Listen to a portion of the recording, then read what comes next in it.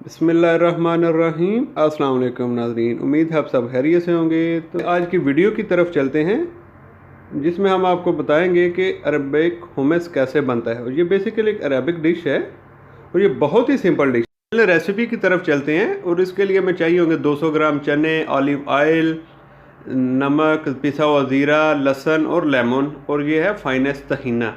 तहीना basically आप इसको कह सकते हैं कि तिल वगैरह का ये पेस्ट है, जो नान पे तिल लगाते हैं उसका पेस्ट है। और आपको इसको मैं क्लोज अभी दिखा देता हूँ कि जो बाहर है उनके लिए ईजी हो जाए। तो चलें जी, अब ब्लेंडर में हम लोग डाल रहे हैं चने और इनके साथ हल्का सा पानी भी है ताकि जो इसको इजीली ग्राइंड कर सकें, क्योंकि बेसिक प्रोसेसर में होता है, फूड प्रोसेसर में ब्लेंड, पर हमारे पास ब्लेंडर है इसलिए हम इसको ब्लेंडर में ही करने हैं। तो दूसरा अब इसमें हम डाल रहे हैं ऑलिव ऑयल। और इस चीज़ का आपने ध्यान रखना है कि ऑलिव ऑयल जो एक्स्ट्रा वर्जिन ऑलिव ऑयल होना चाहिए, सिंपल ऑलिव ऑयल इसके लिए यूज़ नहीं करना है। तो देख लें हमने इसमें ऑलिव ऑयल अब डाल दिए। अब हम इसको करेंगे ब्लेंड। और देखें आपके इसमें अब हम डाल रहे हैं नमक और ज़ीरा।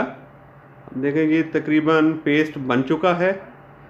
अब हम इसमें डालेंगे तहीना।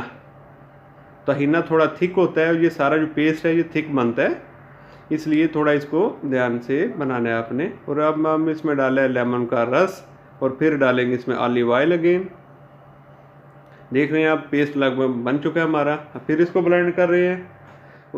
तो आप देख सकते हैं कि हमारा हुम्मस तकरीबन तैयार हो चुका है। ये सिंपल डिश, मतलब जितने इंग्रेडिएंट्स आप एक ही दफ़ा में फूड प्रोसेसर में बना रहे हैं तो एक ही दफ़ा में डाल के आप इसको बना सकते हैं, ग्राइंड कर सकते हैं। पर हमारे पास फूड प्रोसेसर नहीं था इसलिए हम इसको ब्लेंडर में स्लोली बना रहे थे।